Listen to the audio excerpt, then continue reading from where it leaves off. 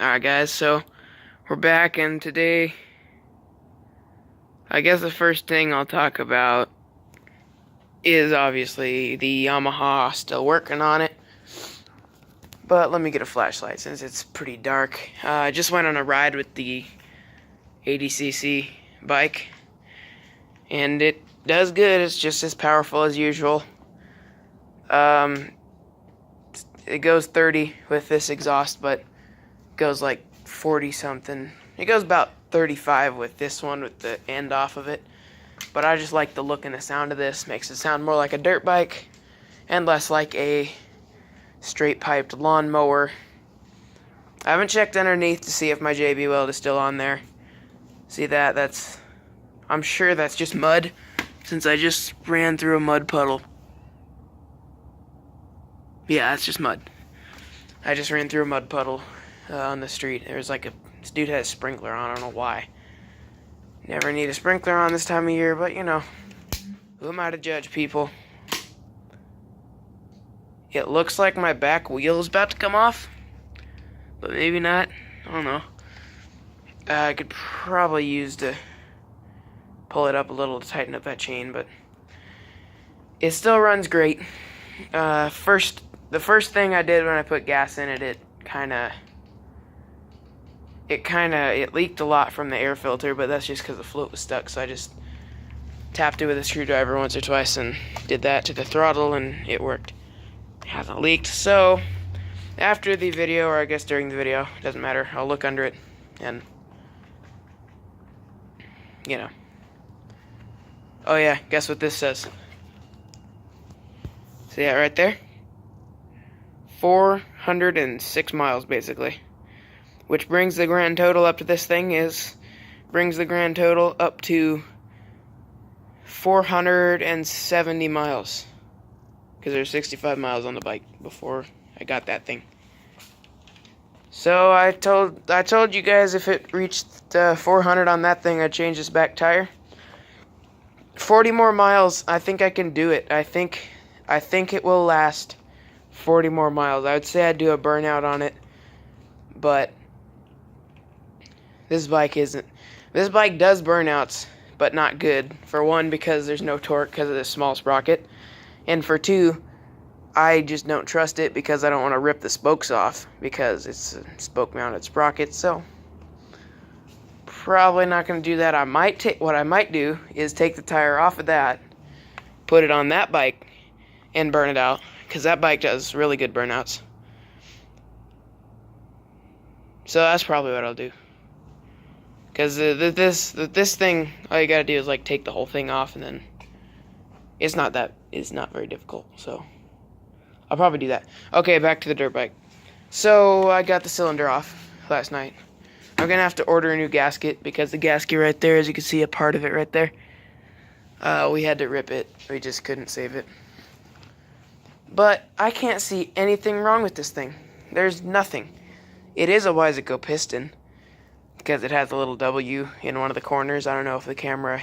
Well, it's more on the inside, so I probably can't show you guys, but I'll try. So it does have a Weisico piston. It still moves and everything. Like, the crank works fine. I don't want to get that stuck right there, so... The crank works just fine. Okay. As you can see, the crank works fine. The piston, it looks pretty much fine to me. I mean, it looks like a basic two-stroke piston with two rings. It's a little scorched. That last ring right there is a little scorched, the bottom one. There is scratches on the piston, but it's not bad. And I think most of that was actually getting the piston off the thing. But I've looked and looked. I can't find chips in the ring. I can't really find anything wrong with it. The cylinder looks fine. Cylinder, basic. Ew, Jesus, that's heavy. Made an oil spot on my freaking thing. Okay. I don't know if this is gonna work for you guys, but as you can see, the cylinder looks fine. There is some scoring, but this thing ran without a fuel filter for a really long time until I put one on, so that could be it, because when I emptied out the tank, there was so much crap in there. As you can see, not much there. I mean, you can see those lines, but those are supposed to be there. It's very oily from the WD-40 we had to use to get it off, but there's really nothing wrong with the cylinder that I've seen yet. What I think, these are the two things that I think happened. One, a piece of the reed valve chipped off, went in there and gummed it up a little. Or two, it got too hot and it wasn't getting enough oil. Or three, the oiler got clogged. That's all I can see that happened to this thing. These things are very rusty. I have to put some rags down in there and clean those off, because I already got a little bit of rust down in there, but it shouldn't hurt. It was just a little itty-bitty sprinkle, like you could barely see it. Piston looks fine. There's some pretty good scratches right there, but once again, rub your fingernail across them. And only one I can feel catches, and that's totally fine. But everything works fine. I don't know what happened. Before I assemble it, I definitely will clean up the whole frame, clean up the whole bike. I'm gonna put some compressed air through the oiler and see if it spits anything out this thing. I think that's the oil thing, because it goes to the little oil thing, but I don't want to take the case off, so maybe I'm thinking if I take this cover off, maybe it'll be under there.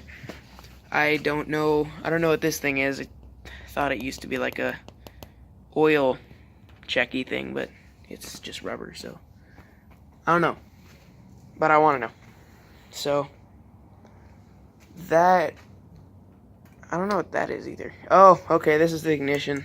Alright, because those are wires that come up here hooked to the spark plug. So I'll figure it out. I'll put some compressed air through the oil tank and see if anything comes out, and I'll just run like half of that tank out, or a quarter of that tank out, just to be sure, because I'd rather not have to buy a new one of these.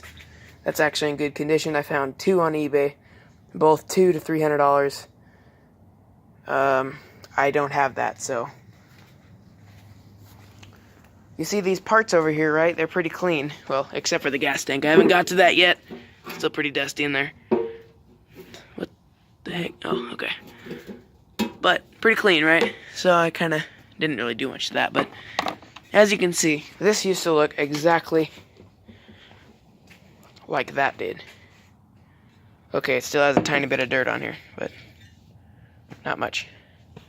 What I did was I ran warm water over it, made sure it was nice and dry with a hairdryer, because, you know, it's cold outside and it doesn't really dry. It more just freezes on there. And then what I did, I sprayed every inch of this with regular WD-40 and just wiped it down, kind of scrubbed it a little bit with that towel, scrubbed it pretty hard.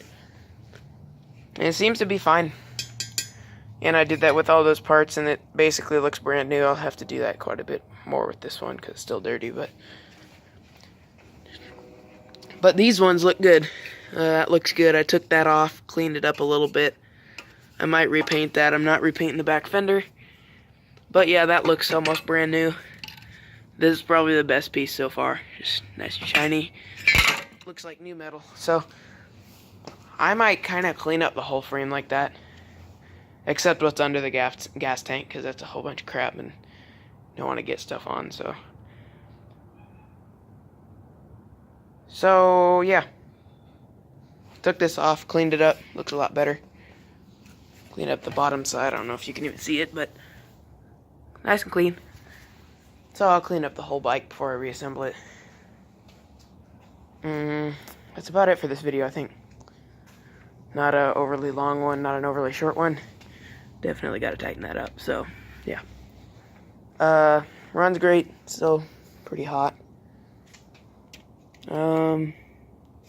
Oh yeah, one more thing I want to do in this video. I want to check if all my jibby weld is still on there. Oh yeah. Oh, that's perfect.